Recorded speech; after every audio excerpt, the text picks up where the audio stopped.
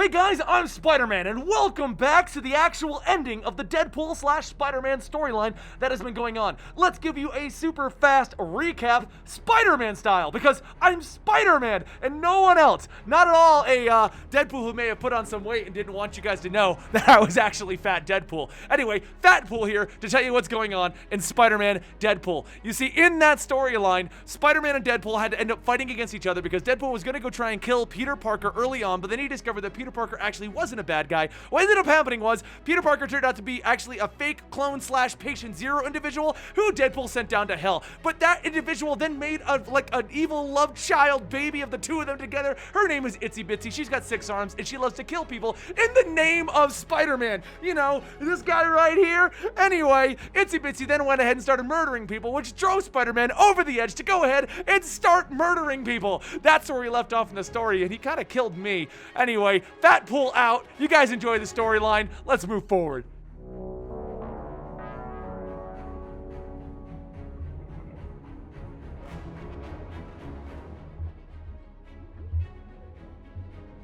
In our last video, Wade and Peter sought out the help of Nightcrawler to help them with the ever-growing problem that is Itsy Bitsy, a weird clone girl with the properties of both Spider-Man and Deadpool, who she calls their fathers. Says teaming up with Spider-Man, Wade has been learning how to be a better person by not killing people, whereas Spider-Man has been slowly getting pushed over the edge to be forced into killing Itsy Bitsy since she has been making kills across the city of New York in their name, the names of Spider-Man and Deadpool. As the two sparred, Spider-Man cut Wade's head off and sent him to hell, where he learned who Patient Zero was, which was Weasel. His entire storyline is laid out in a playlist that I will be linking down below, and this is the conclusion to Itsy Bitsy.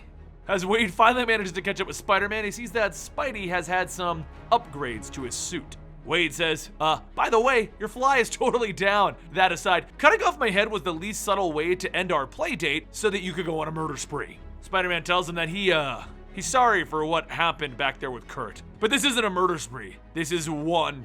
He's not. Wade looks at him, telling him, look, we've done the whole song and dance thing about this, so I'm just gonna go on one final pitch of sanity with you.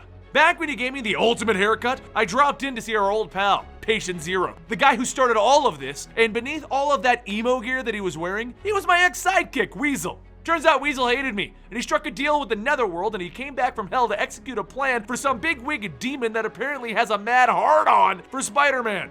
Everything that we've been through, the whole Parker setup, the robbery, Itsy Bitsy, it's all been a game to push you over the edge. But Spider-Man shouts, why? Why would they create that monster? And Wade tells him that this is what they wanted. You're soaking it all in right now. Kurt mentions that this would have been a battle for your soul, and I'm pretty sure that Kurt was being kind of literal. Up above the two of them, Itsy Bitsy is listening in, and she says that this is where you're finally going to kiss! Or are you going to skip to the part where you tear it up? Spider-Man pushes Wade back and he jumps in telling Itsy Bitsy, this is your last chance. If you don't stop what you're doing, you're gonna die tonight. And she shouts that she's never been more turned on by Spider Daddy, so please, enlighten her!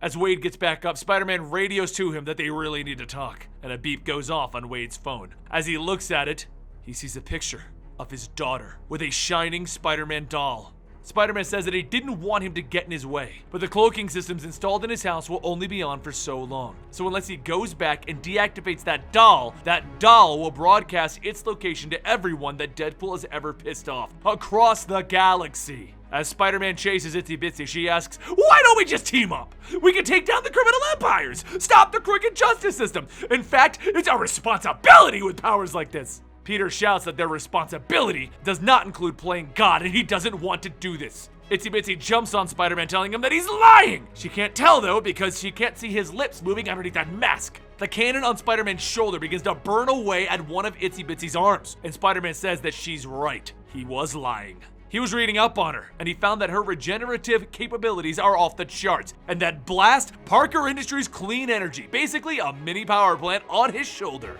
With that, he can dissect her at the atomic level and stop her. So this is her final warning.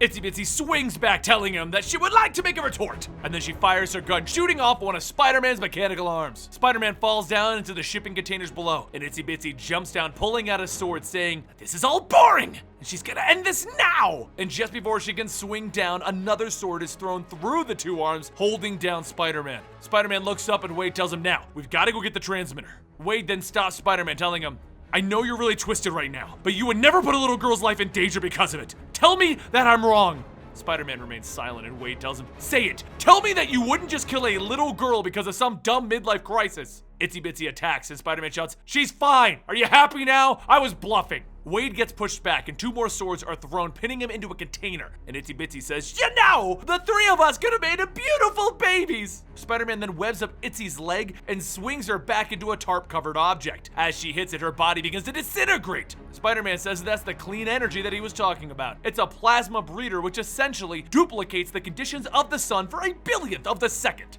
Itzy's upper half begins to fall to the ground and Wade shouts, "Yeah, we did it! Now we just gotta cover up in some hard gel and..." Spider-Man stops him, telling him, "You aren't listening. We trap her, she'll regenerate, and she'll escape. This ends now." Spider-Man picks up Itzy's body and she tells him to do it. "Show some spine! Be all that you can be. End it, or I'll swear I'll go back to wear this city like a skin suit." Spider-Man sighs. "I know, which is why we're gonna have to take a stroll in my son in a box. God forgive me."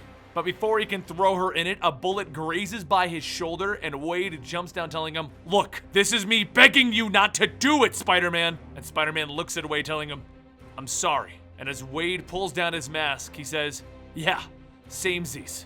Meanwhile, down in hell, Mephisto shouts that the beloved Spider-Man, so special, so pure, so lost. Hopefully everyone likes downers because today the soul of a hero will burn.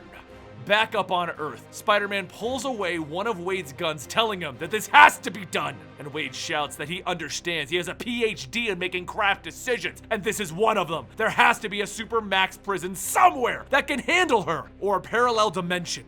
Maybe we could have just called the Dragon Balls and wished her away. Spider-Man tells him, "Actually, I didn't think of that one, Wade. Oh right, they don't exist." As Wade and Spider-Man begin to fight, Itsy watches and waits and regenerates. Spider-Man knocks away Wade, so Itsy jumps up onto Spider-Man, telling him that he isn't killing anyone today, though she was impressed that he came so close. She then throws Spider-Man over towards Wade, that they should just talk about it for a second. They could create a new normal. Spider-Man jumps back in, telling her that he is done talking. And as Itsy goes on, Wade listens, saying, "This is the scary part. Spider-Man's not responding anymore. No jokes, no nothing, just fighting." Spider-Man then grabs one of Itzy's legs and rips it off, and he begins to beat her with it. Itsy stops moving, and Spider-Man says that there's a hole inside of him, one that he thought that if he kept fighting would shrink, but it's not working. Wade tells him that he knows a lot about holes, and a lot about what they should and should not be filled with. But murder, even righteous, justice-fueled murder, isn't going to help. It'll just pull you apart. Spider-Man tells him he knows, But before he can finish, Wade punches him, calling him a coward. You want to throw your life away for this one psychopath? You know what? Screw it! It's your life! He then pulls the pins on all of his smoke grenades, tossing them. As the smoke clouds the area, Spider-Man grabs Itsy by the arm and then he holds her into the plasma breeder, burning her alive! As Spider-Man steps back, Wade asks him, "How did it feel?" Spider-Man, completely justifiable righteous murderer. Mephisto watches, stating, "No." And Wade goes on asking, "Did it make you feel whole? Because that was brought to you by one of your glorious image-inducing vision machines." Which, by the way, I owe you a new image-inducing vision machine. Spider-Man steps out of the smoke and Wade turns back to the circling news helicopter, shouting that the bad guy is dead. The day is saved! Now make sure to edit this so that it was Deadpool who saved the day with the killing. Spider-Man walks over asking him why. He would have done it, he would have killed. And Wade stops him, telling him, "Yeah, I know you would have. The world would have been a much nastier place for it too. Hence plan B." Wade walks off, telling him, "Don't worry, I'll hit up an Assassin's Anonymous meeting, so don't look so sad. We won." The next morning, atop the Brooklyn Bridge, Spider-Man watches the sun rise eating tubs of ice cream. Wade walks up, telling him, "You know, if you keep eating that, you're gonna have to let the belt out on that suit." Spider-Man stops and he asks him, "Do people really change? Like, after a certain point, are we locked into who we are?" And Wade says that after their uproarious little adventure, I can definitely say I have no freaking clue.